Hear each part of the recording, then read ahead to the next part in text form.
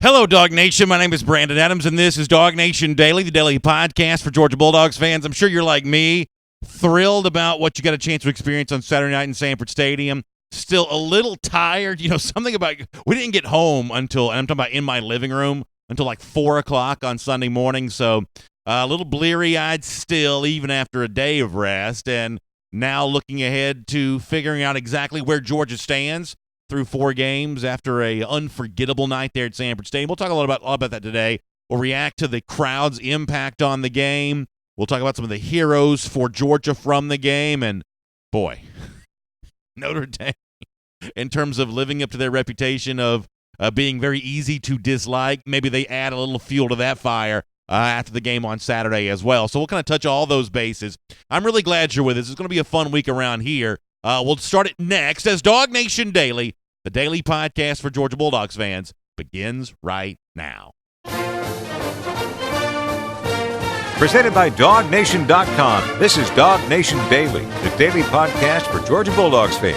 Here's your host, Brandon Adams. When you have the kind of game you had on Saturday in Sanford Stadium, Dooley Field at Sanford Stadium, it's the kind of thing that it's going to take a few days to unpack. Lots of angles, lots of storylines, lots of things to talk about. However, for me, when it came time to think about what we begin this Monday discussing here on DawgNation Daily, there was never any doubt in my mind that we talk a lot today about UGA fans. First of all, this is a show for UGA fans. I've kind of always believed that this is a conversation we're a part of together, not just somebody sitting on top of an ivory tower talking down to you. So, you know, we kind of always do the show from a fan perspective anyway, but that particular line of thought, that particular point of view has never been more relevant than it is today after what happened on Saturday.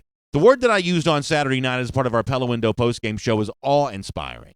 And I think that's an accurate description of the way that it was. I love big-time atmospheres in college football. I've been that way my entire life. I love experiencing when I tune in to watch a game on television. When I've been lucky enough to be in other stadiums, I'm always impressed by the atmosphere that's created. I don't believe the NFL can rival this. Frankly, I don't think any sport rivals what you get when college football is at its best. And as someone who has covered Georgia, cheered for Georgia, been around Georgia my entire life, to see Sanford Stadium be the place on Saturday night that everybody was talking about in terms of the atmosphere that was created, I will tell you that for me, it was a personal source of pride to see how intense that it was. Obviously, the light show helps with that. I'm sure we'll show you some of that video throughout our show here today. The red lights, the lights going out, the blinking lights for the player entrances and the light up Sanford and everything else. The fact that Georgia got to show its off on Saturday. I know that some Alabama fans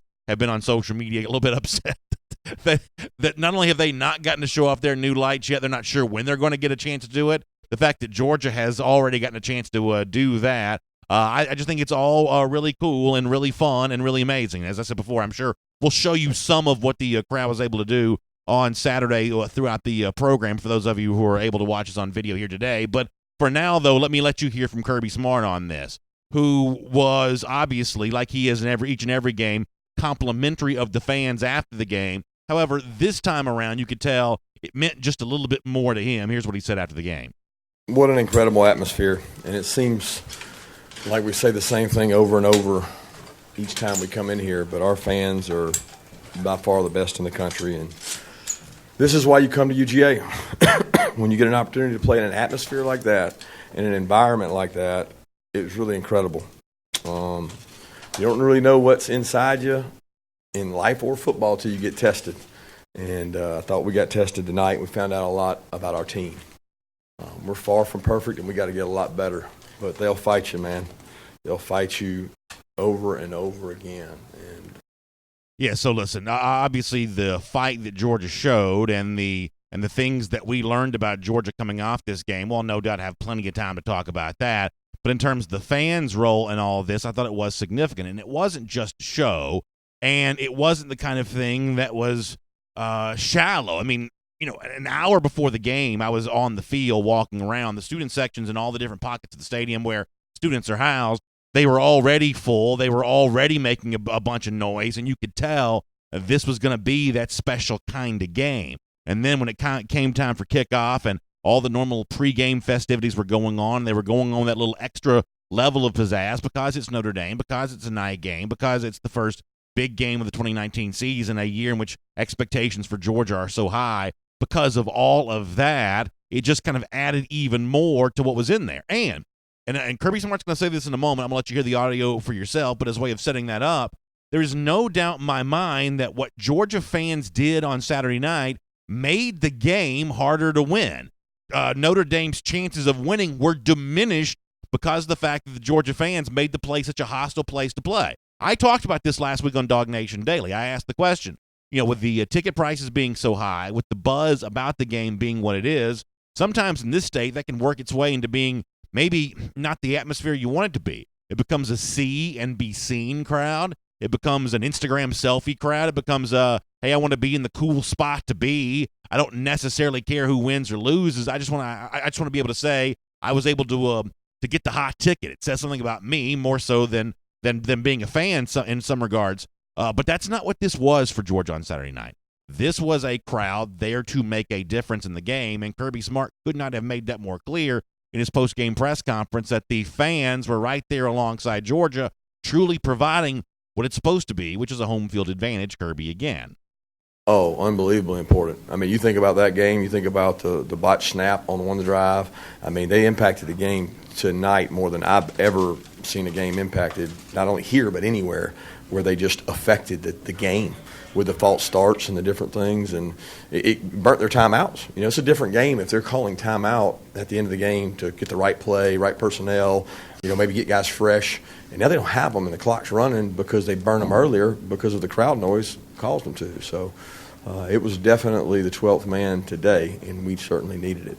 Yeah, listen, I think that's really well said by Kirby Smart. As I said before, I was really proud to have been able to experience it. I found myself in certain moments, the Sanford Stadium press box is actually really nice in the fact that it sort of sits right in the middle of the stadium. You're kind of like hunkered in with the crowd. A lot of SEC press boxes now, the press box is like way up in the sky, and there's like total glass and, case enclosure, and I'm sure, many of the sports writers love that. They can sit there and they can just bang away on their keyboards and not be bothered by anything happening below them. But, I've always kind of liked the open air press box. I've kind of always liked to be able to hear what's going on. And on Saturday, I found myself in certain moments, and I knew there'd be plenty of videos that came out there.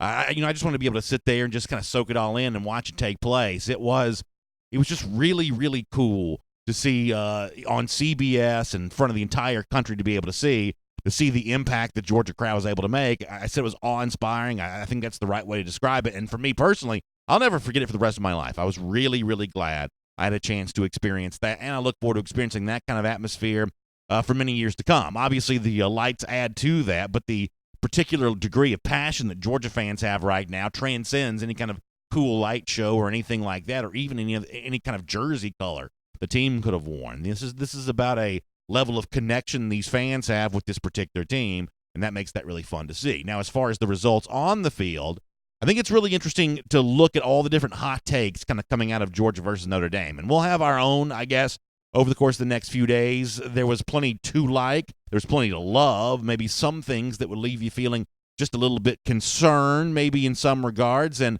you wonder how what Georgia did against Notre Dame translates to some of the other opponents Georgia will play the rest of the season. My overall takeaway on what happened here is that I think the job of a fan this particular year is to not spend the entire time looking ahead.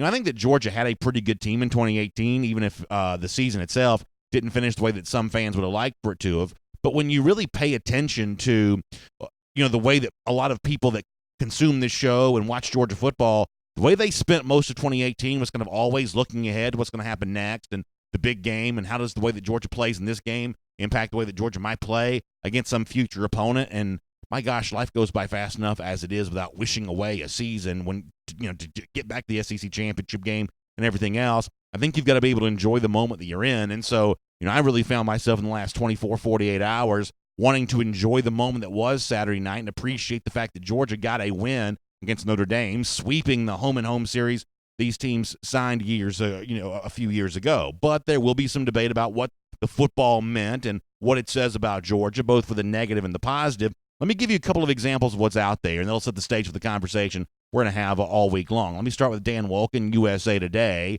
who was negative about Georgia's performance against Notre Dame, saying that Georgia very nearly gagged away a game it should have strangled the life out of, a game that has no business being in doubt in the final 2 minutes when Notre Dame got the ball back near midfield with 2 minutes left. And it almost happened for the same reason Georgia has fallen short against Alabama in the biggest moments the last 2 years. Wolken goes on to say, instead of landing the knockout punch, the Bulldogs try to sit on the lead and win with their defense. That's Dan Wolken, USA Today for the negative. Barrett Sallee, a little bit more positive assessment for CBS Sports, almost the exact opposite take on the game.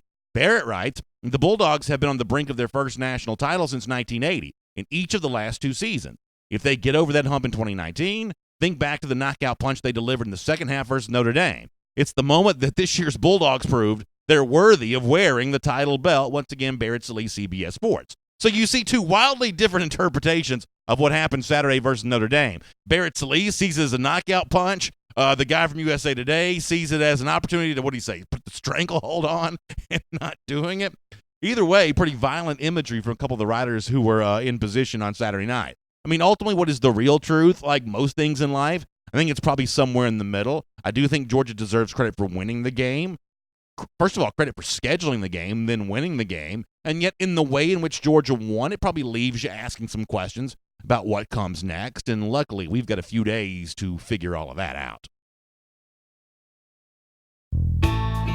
My name is Brandon Adams, and this is DawgNation Daily, the daily podcast for Georgia Bulldogs fans. Hello to you, and thanks for being with us live on video, 10 a.m., DawgNation, Facebook, YouTube, Twitter. Just really glad to have you with us, no matter how you get to us today.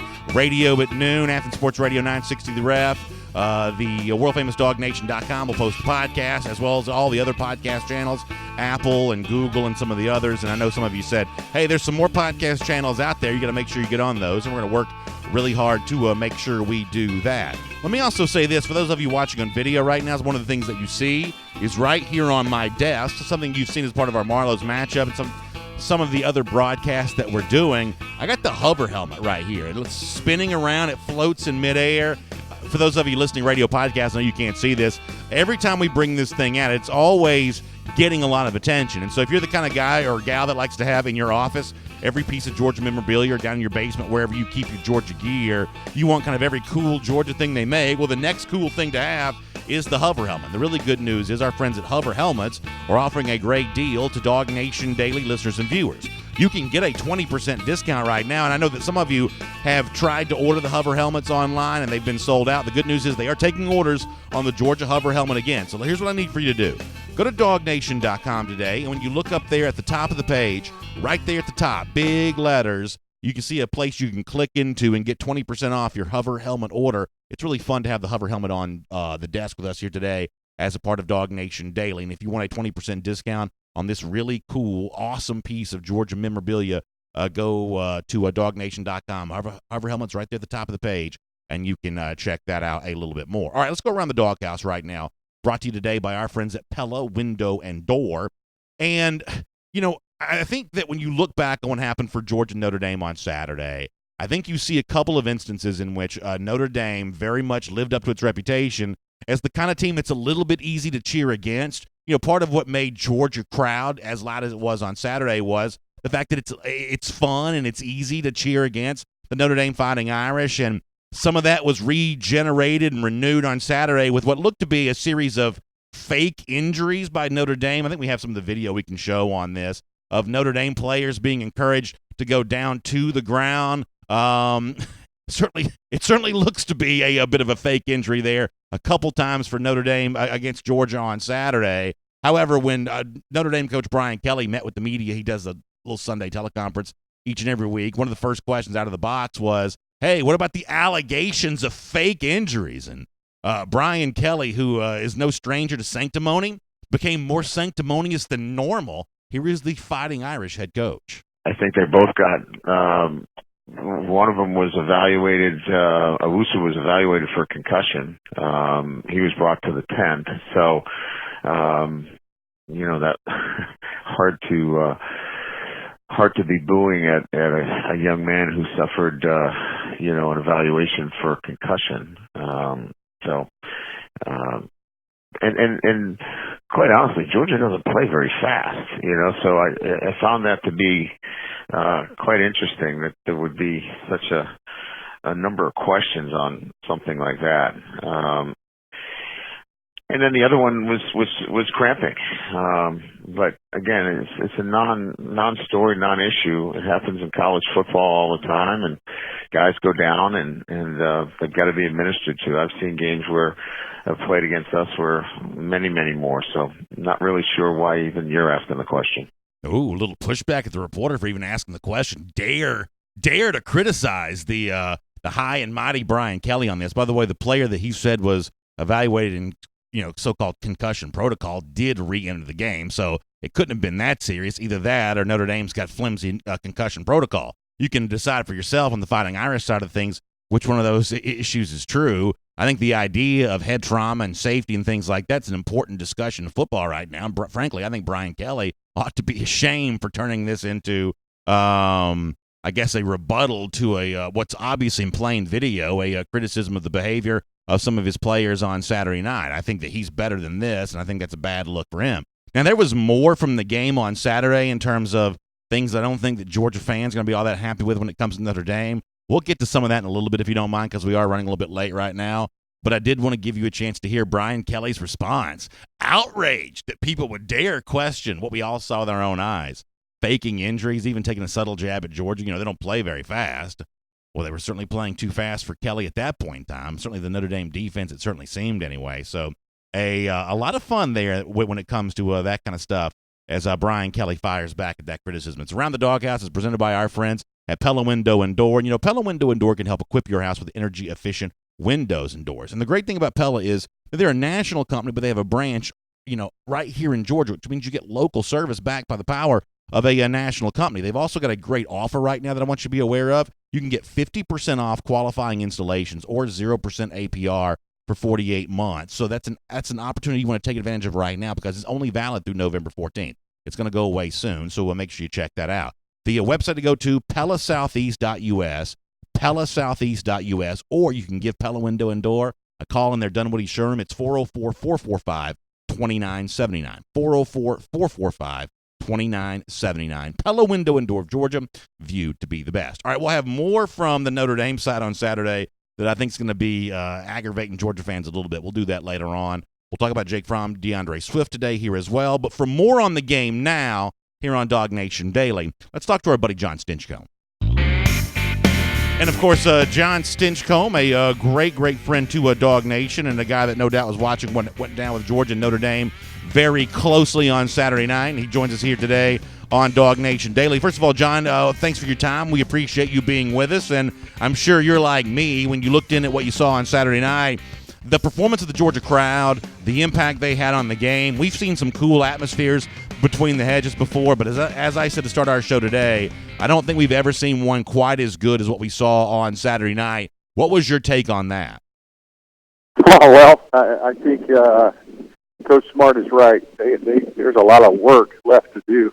Exciting to get a good win against a better Notre Dame team than I think what people were giving them credit for, but there's a lot of work left to do. I think the injuries at cornerback and offensive line really showed their head in this game, and they rallied. I thought the defense played exceptionally well with one scoring drive that was substantial, and the rest of the time they were shut down, locked down defense. So that was impressive to see. But really, there's a lot of work left to do. I think that offensive line that has been so highly touted and I've bragged on excessively, I think we saw that the injuries and the shuffling is not gone unnoticed. My biggest takeaway is there's a lot of work left to do, and that's fine. I think that's good. You're talking about a team that should be competing for national title, and you're not a finished product, but you're also just finishing up with week 4, and there's a lot of time left. I think you're setting the stage really well for us to have a conversation because I think you're bringing up two very important things. Let me start with the injury part of this.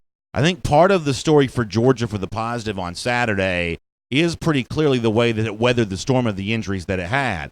You can talk about Solomon Kinley going out and, the fact that Justin Schaefer has to step in for him. I think maybe more significant than that because of the fact that you were already dealing with an injury to your other cornerback in Tyson Campbell. The fact that Eric Stokes leaves this game, and for large portions of this game, you're playing without either of the guys that you think of as your two starting cornerbacks.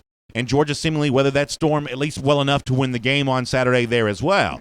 So while the injuries add to the potential list of concerns for UGA, the fact that in this game, just to say it out loud, Georgia was missing two of its starting offensive linemen, at least based on the beginning of the season. And I know Wilson eventually comes in and plays, but the start of the game and for portions of the game, two of your sort of normal starting offensive linemen, both your starting cornerbacks, the fact that Georgia weathered that storm at the way that it did, I do think that adds to the positive nature of the discussion of hard to win games with those kinds of injuries, and yet on Saturday that's what Georgia did.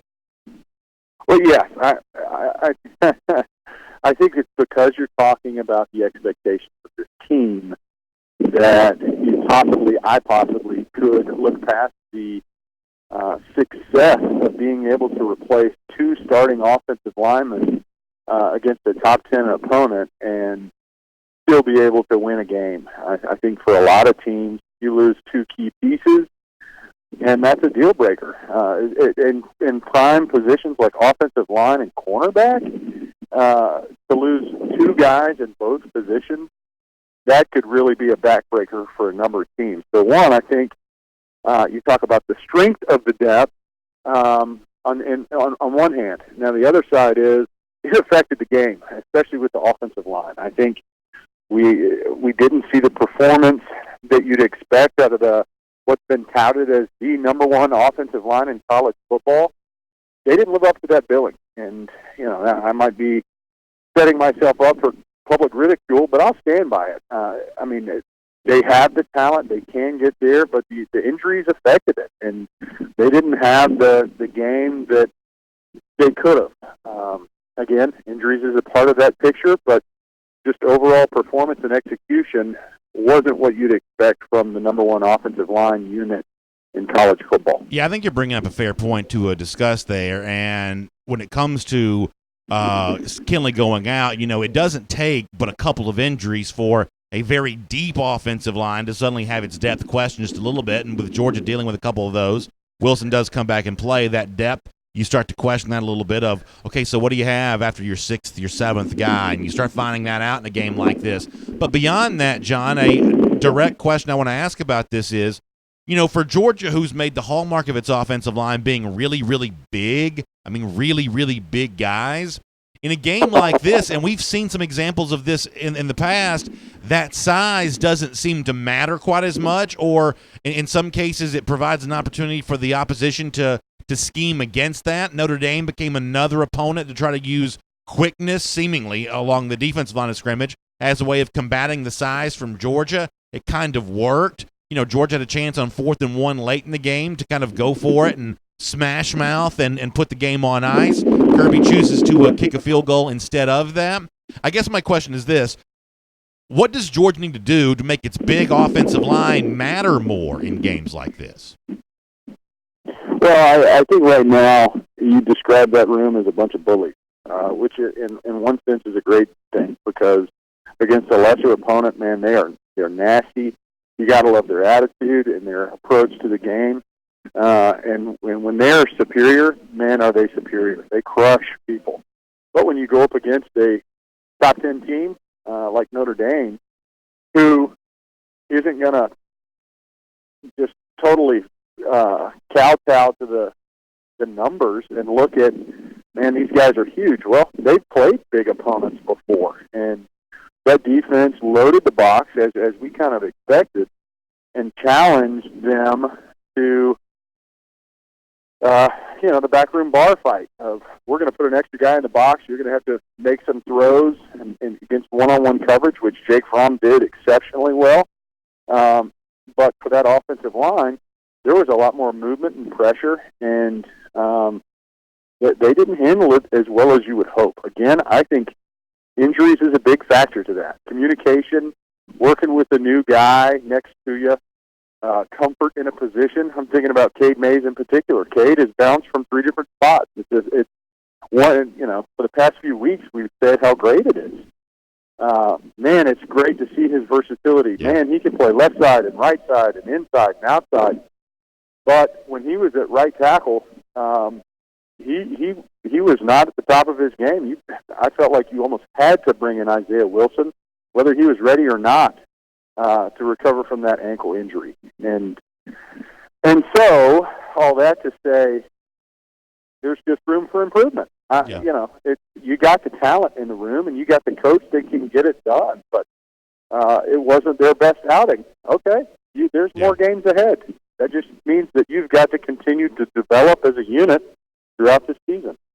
When Georgia found itself in a dogfight on Saturday, it got some big plays from DeAndre Swift, maybe the biggest of all being that superhuman leap that he did in the air. Fromm makes some big throws for you, too, although the overall stats, for, offensively don't look that great. There were some individual moments for both those guys that were kind of hero moments in a lot of ways. Cager, I guess you add to this, too. But Fromm and Swift are the two name-brand stars for Georgia. We're going to talk more about them later in our show, but from your perspective as a player, how important is that to know that your biggest guys play well in moments like Saturday when the entire country is watching? How nice is it to know that Fromm and Swift are reliable weapons in moments like that? Well, let's start with DeAndre. DeAndre showed this week, I think more than any other, that he is the guy. Yeah. There's a number of running backs at Georgia that could play that are highly talented, really good running backs. DeAndre Swift set himself apart. Yes, he's one of the fastest, most athletic running backs in college football. He was running with some steam and physicality.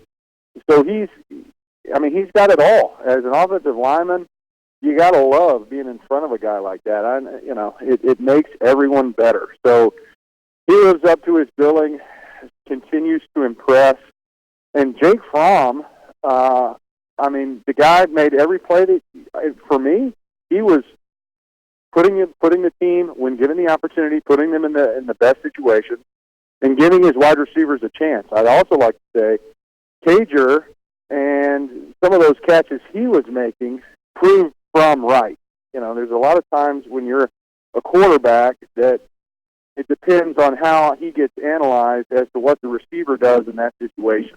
In those one-on-one press coverage situations, that back shoulder throw where the receiver makes the catch means that the quarterback made a great throw. If he doesn't make the catch, then all of a sudden we're reporting that the quarterback is forcing the ball. So a number of times where Cager in particular comes up with the pass, and it makes us say, golly, look at Fromm and how he can fit it into tight windows. Whereas if he doesn't come away with those balls, the instant analysis of the quarterback is that he's forcing it. So I think what was a concern at the beginning of the year of these wide receivers and who's going to step up, I thought they had a great performance, and Cager is the guy who really stood out. I think Fromm put up a couple balls for Pickens that it was a 50-50 ball that he wasn't able to come away with, but if he does, that line for Fromm looks even better than what it did. John, let me finish up with this. When we looked at the schedule at the beginning of the season or in the offseason, a bye week on the last Saturday in September may have seemed like a strange time to have one, and yet because of some injuries and because of the fact that Georgia was in a pretty big war on Saturday, suddenly a week off before you head to Knoxville doesn't seem like such a bad thing for UGA anymore. As a former player, can you give us some insight on how Georgia will use this week? Well, first and foremost, just to get guys healthy. Cornerback and offensive line, there's some considerable wear and tear right there. And, with ankle injuries, I'm thinking about Isaiah and Solomon. Those just take time. Those are big old humans that are putting a lot of weight on those ankles. They're not going to have to worry about cutting as much. But, it's good to be able to have a little time to recover. I don't know exactly what happened with Stokes. If it's been reported, I haven't heard it. But when you've got some of your key individuals that you're going to count on, a bye week at this time of the year can really come in handy just to get guys mended up. And let's also be kind of candid here. It could be a 2-week bye because Tennessee doesn't look like the threat that they have been in years past. So. That is certainly true. It is rough times on Rocky Top right now, and Georgia 2 Saturdays from now we'll look forward to making things hopefully a little rougher on the Vols. That's well said, John. We appreciate you being here on DawgNation Daily. I love getting your insight on the team. And no Marlowe's matchup for us this week with the bye week on Saturday, but we will be back at that again next Thursday, 1 week from this Thursday, looking into that game against Tennessee. So I'll look forward to doing that with you and catching up with you here again on DawgNation Daily very soon as well. Absolutely. And one last shout-out of praise goes to the Dog fans that were in attendance. I mean, what an unbelievable atmosphere that was set. Few in college football have experienced a night quite like that, and the Dog fans had a huge role. And I mean, I've never seen so many false starts and pre-snap penalties by an opponent in Sanford Stadium. So they stepped up their game and really were a factor, and I think need to be commended. So great job, DawgNation. Yeah, John, I think you're exactly right. I think that was great to see. We appreciate you being here on our program today. Always. Enjoy it, BA. Have a great week. You too, sir. That's good stuff there from Jon Stinchcomb. And by the way, speaking of the crowd, I wanted to mention this a moment ago, and I kind of ran out of time. You know, we spent a few minutes kind of bagging on Brian Kelly for his sanctimonious response to being questioned about what was obvious on plain video, some Notre Dame players taking a fall during the game, faking injuries. I've seen better falls than Civil War reenactments. This was right there in front of everybody to be able to see. Kelly pushed back on that. You probably heard that on our program a little earlier. Something else from postgame that kind of bothers me in addition to what Kelly does is the fact that apparently Notre Dame's trying to take credit for Georgia's crowd. I saw this tweet, and we'll show this. I think this is from Matt Fortuna from the from one of the pay sites that covers Notre Dame. He says, and this is not, I'm not criticizing him. He's just doing Notre Dame's bidding here. But he says, per Notre Dame, the Sanford Stadium attendance record tonight was the Irish's national best 11th total attendance record-setting game. Can I say on behalf of everyone, this is not a real stat. This is a made-up stat. You don't get to count this and say, hey, you know that 90-whatever thousand people at Sanford Stadium, that was because of us. There were only 500 people at this game more so than there were at any other game. And by the way, if the Notre Dame, brand was so responsible for this, then why wasn't there more blue and gold or green or whatever color it is the Irish are wearing on any given day when Georgia went up there in 2017? Let me tell you something. I know that Georgia fans were very eager to show a lot of respect and Southern charm and hospitality to the Notre Dame Fighting Irish fans, the smattering of them that showed up for Saturday. And I guess to the best that I can tell, that worked out well, and it seemed like everybody had a really good time. But you want to talk about Notre Dame living up to its brand of being, oh my gosh, a little hard to take? A little of them goes a long way. Kelly from the post game, perfect example of that. Claiming Georgia's attendance as a record for Notre Dame somehow. I mean, oh my gosh. A 2-game sweep at the hand of the Dogs, it could not have happened to a nicer opponent as far as I'm concerned. Let's take a look around the rest of the league. This is SEC Through. All right, we'll have more on Georgia Notre Dame coming up in just a moment. For now, though, let's get ready to do our SEC Through, and let's get ready to talk about a lot of the other stuff happening around college football from the weekend. And, boy, there was a lot of it. And a lot of it, I think, sets the stage for, what's going to impact Georgia for the rest of the season. Now, let me start with this. And hopefully the one thing that I have earned a little bit of trust on is that I give opinions all the time, every day. A lot of them are going to be wrong. We'll have some examples of that here coming up in a moment. And I was even wrong about this game in particular, but something I was not wrong about from the beginning of the season is that trip for Georgia in November to Jordan-Hare Stadium. To me, during the offseason, it looked like an incredibly tough game. I said it over and over again. That looks like Georgia's toughest game on paper. And now that's just as true as it ever was. As Auburn goes into College Station, Texas on Saturday and gets a big win against Texas A&M. Now, the loss is a problem for A&M for reasons we'll get to in a moment. But the win, credit to Auburn. Not a great day necessarily for Bo Nix. But Auburn is at its best when it's running the football. On Saturday it was again. Anthony Schwartz, who's a world-class track star, they are using him in some creative ways right now. Some of that jet sweep stuff that Auburn loves to do. Schwartz is among the best I guess, candidates to run that facet of the Gus Malzahn offense.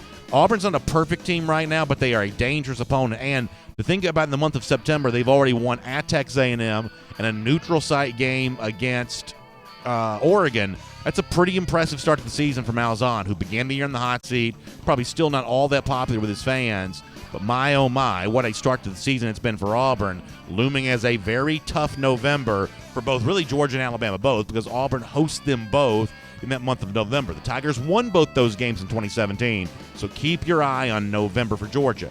Now, on the other side of this for a moment, this is a problem for Texas A&M. Second years are where leaps are supposed to happen. Georgia went from an 8-win team in 2016 to an SEC champion in 2017. As of right now the schedule is a part of this, but as of right now, you don't see a big second-year leap happening for Jimbo Fisher, which I know pleases many of you because I know many of you don't like him. A&M cannot run the football. I mean, I know that Kellen Mond's a little bit of a hothead or something, talking a lot of trash before the start of this game about how good he is as a quarterback, and that's a problem, I guess, a little bit. But the bigger problem is A&M cannot run the football. Now, my understanding is that Zachary Evans was in attendance in College Station on Saturday, I believe. That I'd heard some rumor. Don't report that. I'd heard a rumor of that. Maybe that's not true. Either way, if you're Evans and you're considering Texas A&M, the evidence that you need of why that may be a school that you would strongly consider, watching just how ineffective they are running the football, I mean, my gosh, that's a bad situation. Now, something that was interesting as well, Kevin Sumlin, the now Arizona coach, the ousted former Aggies coach, tweeted a pair of eyeball emojis at this on Saturday night. I think we may have that to show. A pair of eyeball emojis after this game was done. It's basically a way of saying, and at least I take it this way, most other people did as well, I see what's happening in College Station. I see that Jimbo's not doing much better than I did. This does not make Sumlin look good. The responses to this tweet were the biggest cesspool I've seen on Twitter in a few months, and that's really saying something. What a wild time it is in the SEC West as Jimbo Fisher not giving a lot of A&M fans what they want right now, and maybe Auburn by comparison, just like normal, when you expect them to be a little down, all of a sudden they're a little bit better, and right now that's the case. Let me tell you who is not giving his fans what he wants. That's Jeremy Pruitt. Y'all, I've tried to make the case for Tennessee maybe not being as bad as some people think, and it's just not working. Not for me, not for anybody. Tennessee looked terrible at Florida on Saturday, and there's a guy named Pete Thamel from Yahoo Sports who went in on Pruitt as bad as you can ever see anybody go into anybody. Absolutely ripped him to shreds for the performance here, ripping Fulmer as well for what we've all kind of joked about as a palace coup eventually that's going to end up with Fulmer taking over as head coach. I still think there's a really good chance that happens, although I did hear Paul Feinbaum this morning on a local radio interview in Alabama say he doesn't think that Fulmer wants the job. He just wants to be athletic director. Things are bad at Tennessee right now. That is a real mess. Alabama got a recruiting win over the weekend. Bryce Young, a 5-star quarterback. Nation's like 32, 33 overall prospect. It's a pretty big name. A pretty big-time prospect. Was a USC committee. Flips from USC to Alabama. We've been watching for a while the fact that Alabama did not have a 2020 quarterback prospect.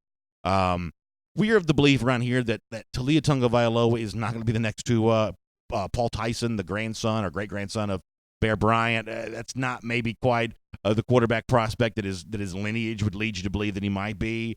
That Alabama needed a quarterback for the class of 2020.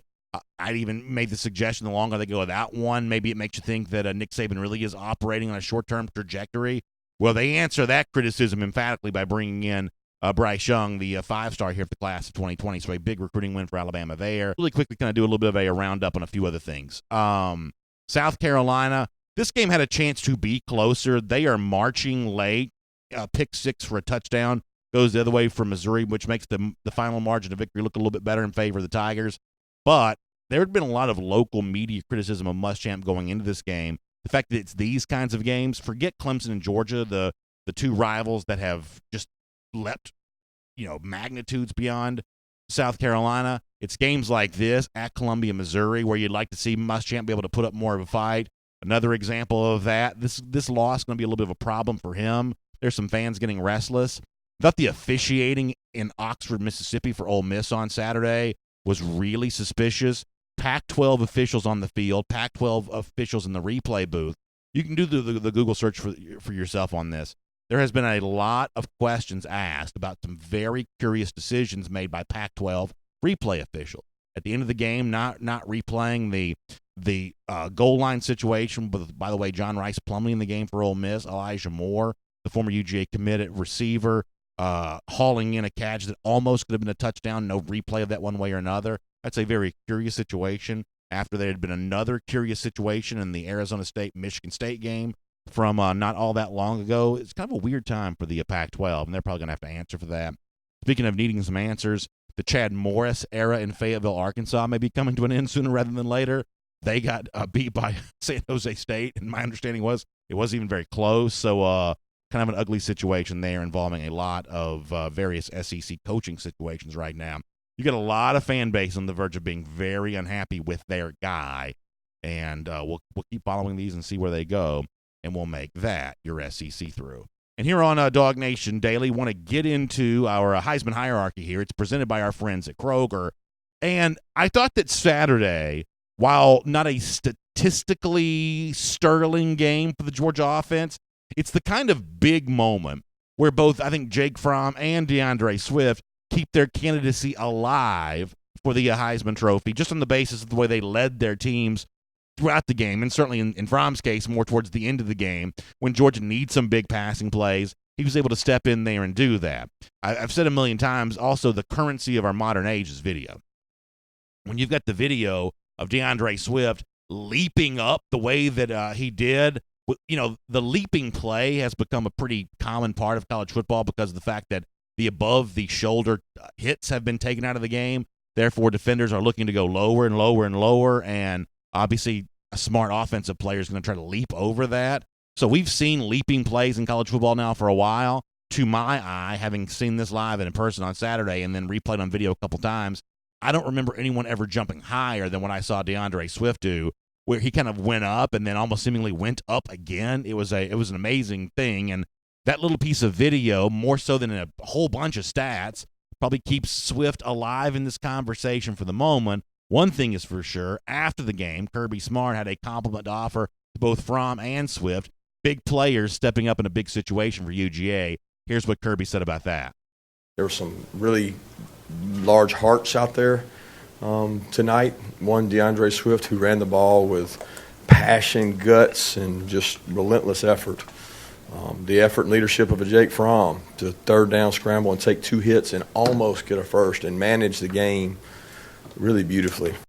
Yeah, listen, I think that it was a beautiful job of managing the game by Fromm and a spectacular display by Swift. Now, if you want to take the Heisman campaign seriously here for a moment, you got to be careful. With Justin Fields putting up the numbers that he's putting up for Ohio State, and Joe Burrow, the numbers he's putting up for LSU, and you can add Tua Tagovailoa into that a bit there as well. In some cases, the competition for the award are putting up bigger and bigger stats the longer this thing goes along. But as long as Georgia keeps winning, and as long as Swift and Fromm are the faces of the team as it keeps winning, their Heisman campaign is going to stay alive. It's our Heisman hierarchy. It's brought to you by our friends at Kroger. And speaking of Kroger, Kroger makes family dinner nights easy. You can gather the family, and dinner's done with Kroger's $10 meal deal. How about savory roasted chicken, a salad kit, mashed potatoes, and a baguette? It's all for just $10. You can check that out there at your local Kroger.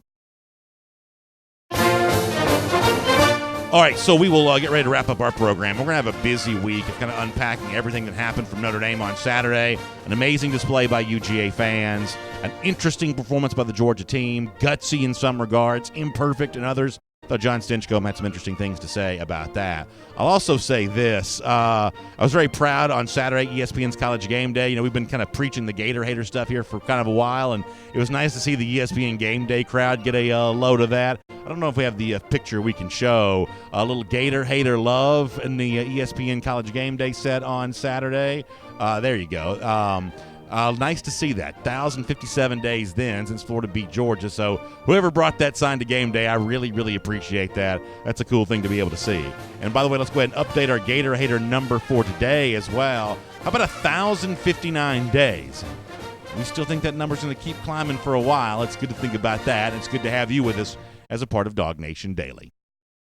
And on video, time now for our R.S. Andrews cool down. This is one of those days, y'all, where even though we've got a lot we can talk about, we got to be a little bit quick here today because we got to get off the air. So, Connor, if you want to hop on for a couple minutes, we'll do some comments, and then we will be off and running after that. And I apologize. I know I talked to some of you at our DawgNation Express tailgate on Saturday, and you said, BA used to do the cool down for an hour, and now you don't do it that long anymore. And I know, I wish we could. I really do. Maybe one of these days we'll have a little bit more free time and be able to do that. But today is another one of these days where we are just incredibly busy around DawgNation World Headquarters. So we will get a lot of your comments now. We'll try to move through a few of these as fast as we can, and we'll kind of see where things go from here. I'm very curious to hear what a lot of you think about what you saw on Saturday and kind of, how you feel about the way that game plays out.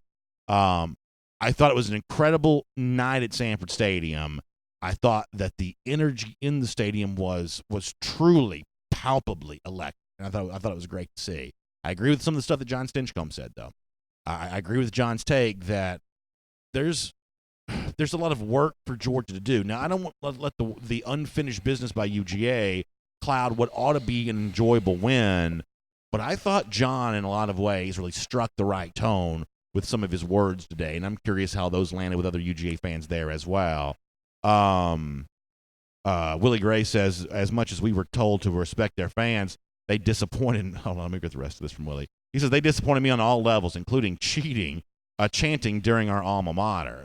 So I guess there was some of that going on. So, yeah, listen, I mean, I think the whole idea of, hey, let's just show respect to each other when it comes to college football, that's only going to last so long. And listen, I'm not for being rude to anyone, but I mean, ultimately, everybody's there to want to see a game and see their team win, and so ultimately, that's gonna kind of play out. Hank Watson also echoing some of what Jon Stinchcomb said a moment ago. Connor, what do you think? I thought this game should have been more lopsided than it was, which I think is sort of the thing that Jon said. Defense played great. They gave up one touchdown drive, and that lone touchdown drive came after Kirby probably should have gone for a fourth one. And I do, so I laid out in Good Day UGA this morning in winners and losers. I went back and rewatched the game, obviously. On that drive, one, Georgia was already without one of its starting offensive linemen in Solomon Kinley. Two, Isaiah Wilson was out there, and, while he played actually exceptionally well, it's not really known how healthy he was with that ankle injury. On that same drive, the last two designated running plays Georgia had called before that were designed run plays from the start, both DeAndre Swift and Brian Herring got stuffed for no gain. So I think when you factor all those in together, I can understand why Kirby would kick a field goal there, especially given the defense had played as well as it had all game. But you still kind of have to go for it there and continue to just sit on Notre Dame's chest and sort of squeeze the life out of them. This is a question, we'll see Jon later in the week. Obviously you were hoping for the best with Solomon Kinley, but it did look like a pretty serious injury. But his larger point he made with Cade Mays was that he was always sort of rotating around and moving around. And I do wonder if Georgia was maybe playing too many guys on the offensive line, and if, these injuries now force maybe a little bit more continuity among that group, and that might potentially help them out. Were you surprised that when Kinley goes down, it's not Jamari Salyer playing left guard? I would have thought maybe they move Cade Mays to left guard. And then Salyer on the right side. And then Salyer on the right side. I think that says a lot about how the coaching staff feels about Justin Schaefer, that they're able to put him in the game. And while he did have a 15-yard penalty there, I think it just, again, speaks to sort of the depth of Georgia's offensive line. Yeah, I mean, I'm going to talk more about this throughout the week. I think that what's starting to concern me a little bit for Georgia, just a little bit, and I hope people will understand the context of this. Not panicked, concerned a little bit. The overall yards per play number for Georgia against Power 5 competition this year is not going to be that great. Now, they rush for a gazillion yards against Vanderbilt, so that helps you a little bit. But the yards per rush number for Saturday was not great. I think it was slightly under 5, I believe, for the game. The yards per attempt throwing the football was less than 8.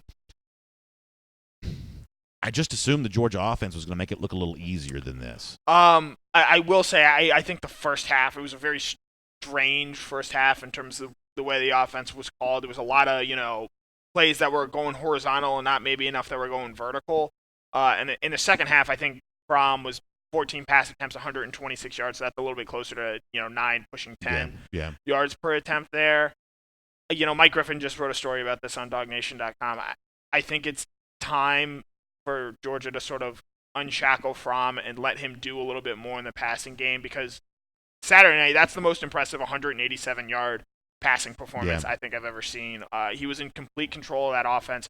Probably even should have finished with better stats than he did. He had a couple balls go off his receiver's hands. I can only really think of one throw where he was intentional, where, that was probably on him. It was the one to Blaylock where it looked like he shorted it a little bit, and Blaylock kind of had to try and slide in there and make a catch at the last second.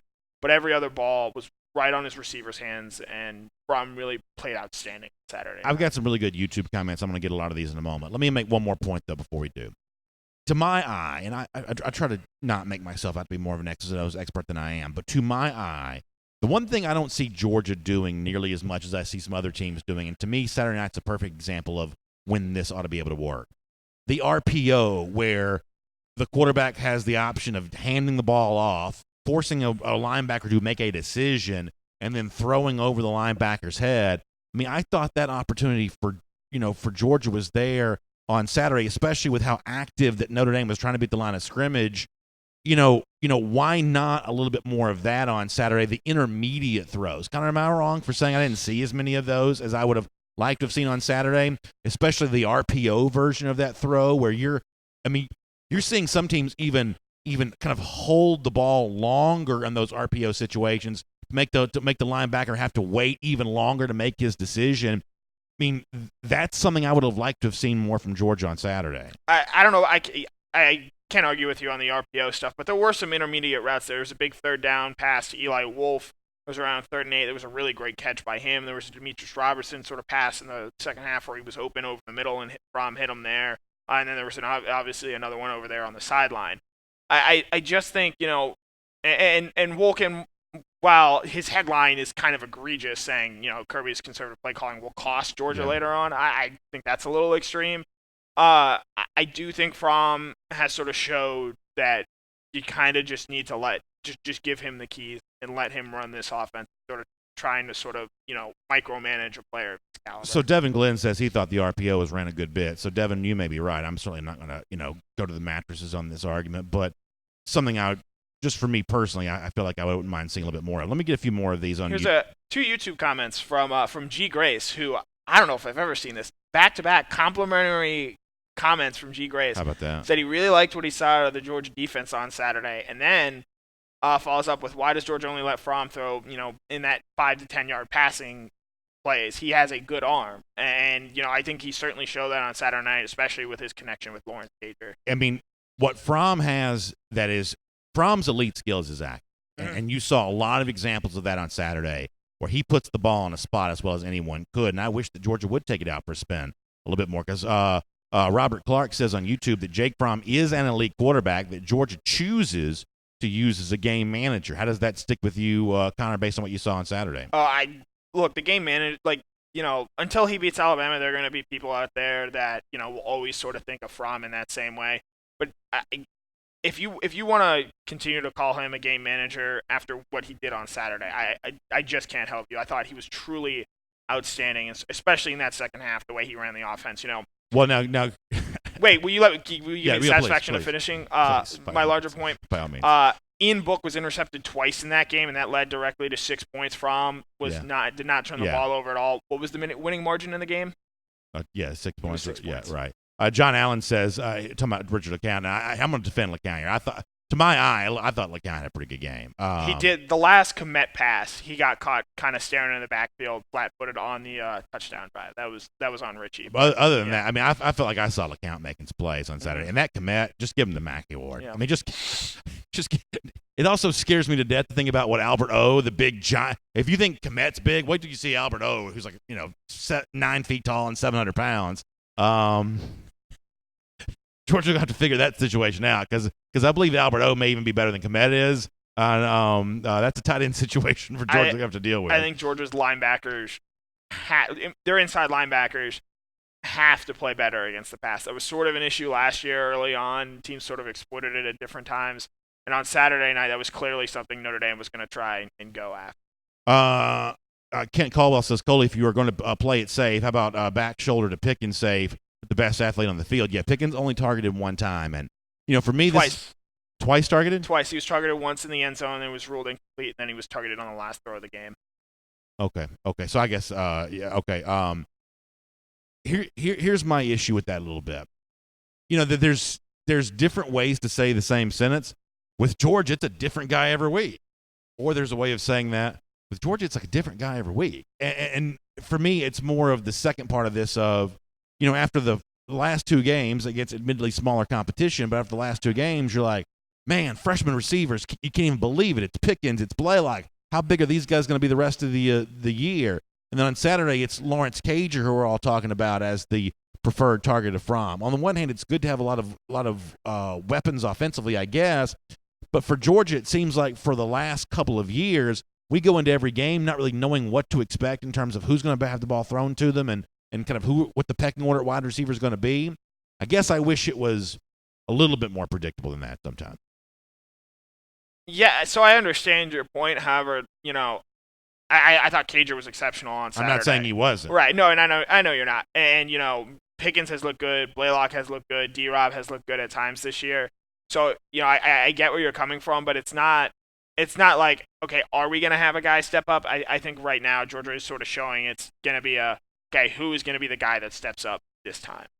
Yeah, I wish it was a little bit more consistent week to week. Matt Ricovina bringing up a good point that on defense, Georgia was certainly seeking havoc, and yet Notre Dame was just doing a good job scheming against that. Now, they were throwing over top of certainly pressuring players, if not outright blitzers. They were doing a pretty good job of throwing over top of the Georgia defense all night long. I really thought they had a really good offensive game plan. I'm going to give them a good bit of credit for what they were able to do to neutralize the UGA pressure, but admittedly, a part of this is Georgia really sought that pressure and not able to do it. And once again, this is a big difference. Power 5 competition, Vanderbilt didn't really get after the quarterback. Power 5 competition, Notre Dame didn't really get after the quarterback.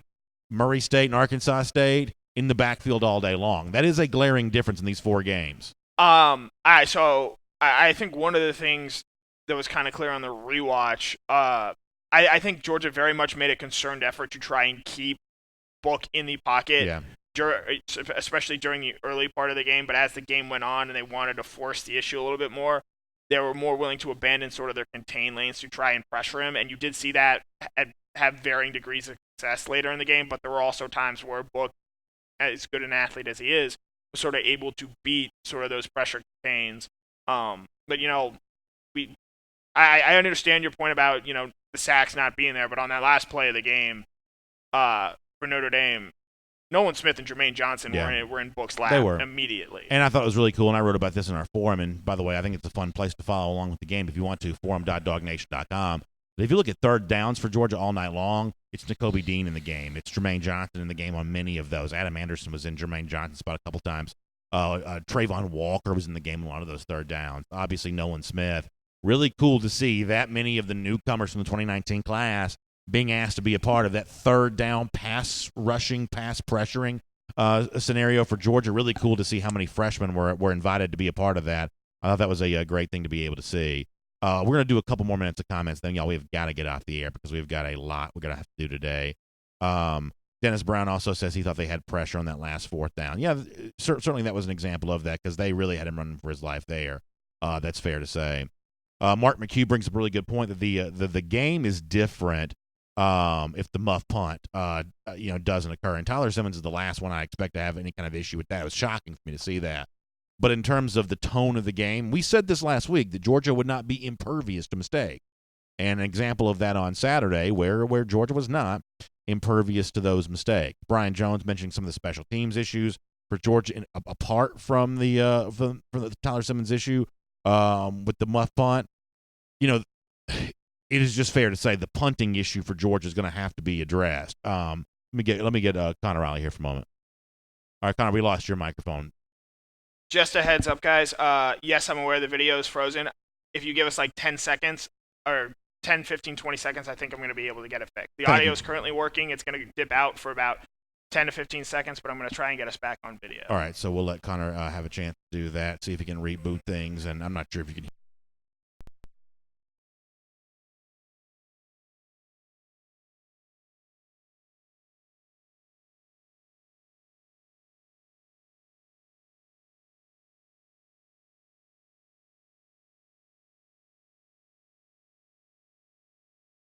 And Georgia needs to make sure it's maximizing its opportunities in the field position game. On Saturday, that wasn't necessarily the case. So, Connor, I don't know if we are live or not. We are. Okay. We're back on. All right, good. Yeah, good stuff.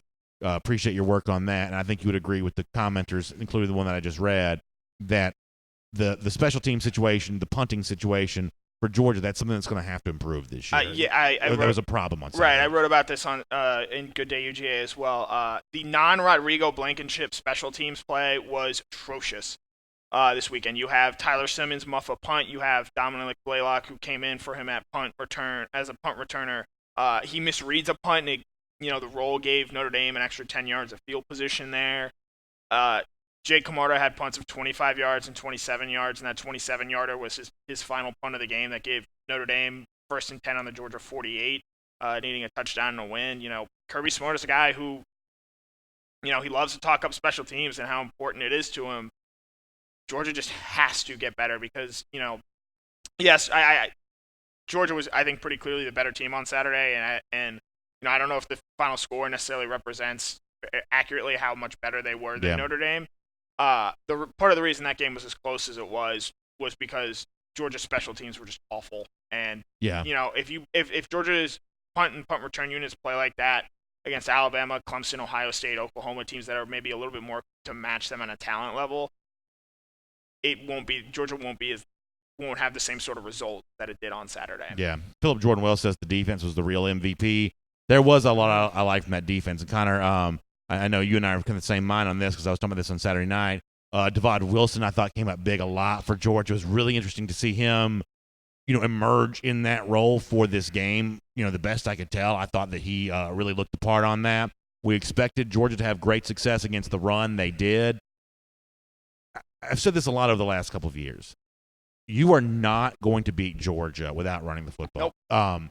So if you're not running the ball, then you may keep it close and you may get the bettors in Vegas happy. That all may go down. But if you are not running the ball against Georgia, whether it's a close game or Georgia ends up, adding some points late, you're not going to beat them. You look at when Georgia has lost its games, there have been yards gained on the ground. Even in games they didn't lose, they could have, like, say, the Rose Bowl, for instance. It was Rodney Anderson and Sermon, the kid from Georgia, were doing that first half of that game that put Georgia in such a tough spot. The recipe for Georgia always involves finding a way to run the ball against Georgia. And, Notre Dame had the ability to keep it close, but ultimately, without running the ball, it was always going to be a tough row to hoe to actually win that game because they just weren't able to run the ball in Georgia. So that's an example of a spot where Georgia was not great a year ago.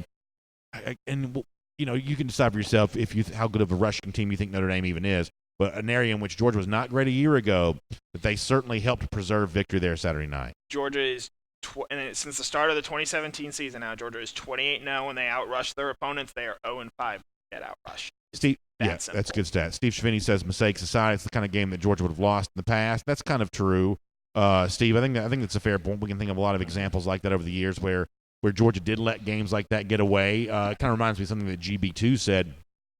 I think it was GB on YouTube a moment ago as well, that kind of echoing the quote that I read from Barrett Sallee about this being the kind of proving ground for a championship. Connor, where do you land on that you prove your championship medal in a close game like this? I'm typically of the belief that you prove your championship medal by avoiding close games. But, what do you think of GB, Steve, and others who say I take a lot of positives out of winning a close game like that? It's certainly better than losing it, but you get my point. I do and I don't because I just, from watching the game at the field and watching it again yesterday, I just don't think this game should have been as close as the final score was. And while, the defense played great with the exception of one drive, the offense, one first down there wins you the game, and to sort of see that and to see them not only not execute, but really not even get close, it's concerning. It is something that people are going to, point to and have questions about, hey, can Georgia do this? And, sometimes you don't. I mean, we might not know because it's an incredibly small sample size, but, if Georgia finds itself in a hostile road environment against Auburn in a similar situation, how are you going to feel about, Georgia going out there trying to close out a game with 86,000 Rocky Auburn fans behind? Yeah, it's a tough spot. John Benton brings up an interesting question. Cole Kmet had been hurt. I don't know. This was his first game of the season. Yeah, he had been. So I don't know if you're being, sarcastic or facetious with your question, but Kmet actually had been hurt. Now, Georgia, I think, would have known what to expect from him. They knew he was a good player, but he had been hurt. So, he made his debut for Georgia. Dante Green says you need adversity to see where your teams are at. Kirby certainly echoed that sentiment before, and they got a little bit of adversity during this game and coming out of this game. Scott Gentry says seemed like in the first quarter mainly that the defense was lining up off their too much and letting them catch it and then running to them. I think that Notre Dame was trying to go with the quick hitter stuff, some screen type stuff to kind of take advantage of a Georgia defense that was trying to be zealous, and I thought it worked pretty well. But you certainly have to say that Georgia did a good job of limiting points and obviously limiting those opportunities. And not to mention Georgia was without its two starting cornerbacks for essentially 95% of the game, with Campbell not playing and then Stokes obviously going out the third or fourth play of the game and not coming back until the second to last Notre Dame drive. Eric Rivera brings a really good point. The fact that Zamir White, did he play at all on Saturday? Did not have a carry. What do you make of that? I think it goes to maybe Kirby, coaching this one a little tighter, and because I believe James Cook only had one carry, and weirdly enough, it came on that final drive on the speed sweep. Yeah, and they really snuffed that one out. And we were wondering, that 4th and 1, that sort of seems like a place you bring in Zamir White. But if you do that, given that he hadn't had a carry all game, that kind of is sort of a giveaway that, hey, we're going to give the ball to him here. I just sort of think it was Kirby maybe shortening the rotation. I don't think it's anything necessarily indicative long term. Although it is fair to say, if we had thought before the beginning of the season when the rotation gets shortened, we thought that Zamir White's going to be getting that shorter rotation. Right. Kirby essentially shortened it to 2 running backs yesterday, Swift and Harrion. And John brought up a good point earlier. Swift is. I wrote this even down on my notes. I've got a story on it coming tomorrow morning. Guy. Yeah, that's a great way for John to say that. He is the guy. He's becoming that guy in that situation. I think that's really well said by John there. That was the most impressive game I've seen from Swift today. Yeah. So I thought that was really well said. Dante Green says something interesting here, and y'all, I promise we got to get off the air. He says Notre Dame tired themselves out going fast, and I think that Dante brings up a pretty good point that this is one of the reasons why I was frustrated that Kirby didn't go for it on 4th down. He's got to become a more aggressive coach, I believe. But it did seem in the 4th quarter that things were playing out the way that you want them to. Georgia looked like the better condition, more physical team at the end. And Notre Dame, to my eyes anyway, did look like they were wearing themselves down. So go for it on 4th down, punch it in the end zone, and you feel a little bit different about the entirety of the game as opposed to taking the field goal, get the ball back to Notre Dame, and all of a sudden you're kind of forced to make a play on defense to end it. I saw what Dante says he saw, and it would have been nice to see Georgia do more to take advantage of that there late in the game. Dante, I think you're bringing up a pretty good point. So, Rodrigo Blankenship, obviously fantastic. Yeah. Great kicker, probably the best in the country. I wonder if having him does sort of make it a little too easy for Kirby to fall back on. Always makes me concerned. And say, I'm just going to take the points here because I know I have an automatic kicker. And, if Rodrigo wasn't as good as he was or Georgia had a less stable answer at kicker, I think they absolutely go for it. But because I think they know Rodrigo's an automatic points, they're just going to take that every single time. Yeah, I think that's a really good point. Momentum says, please correct the Gator Hater updater license plate graphic. It's not a countdown. I thought we had it to say Gator Hater updater. If we don't, we need to make sure that's a good point, Mo. I appreciate that. Stephen Wainwright says, Kelly said this is the most physical game he's coached in, and he's coached a lot of them. I did hear that, too. I thought that was pretty interesting. Georgia Peach says, yes, we rely on Hot Rod. And listen, there's not a person on this show in this comment section that doesn't love Hot Rod for being so reliable. I still am of the belief that great teams find a way to use their kicker the least. I'm of the belief of that, even though obviously everybody loves a hot rod, including Crow King, who says hot rod for Heisman. I get where you're coming from. I think playing for field goals is a. I don't think it's a coincidence that Alabama has stunk at kicking field goals and also has won a lot of national titles. Yeah, a lot of headstones and a lot of graveyards for disappointing finishes. Would mention something about playing for field goals. All right, anybody got any final thoughts? Because we've got to go. Light Dog 68 says field goals equals a loss. I like what Bill Connolly, the stat writer, says, that field goals equal failure. I have to admit, I kind of feel that way.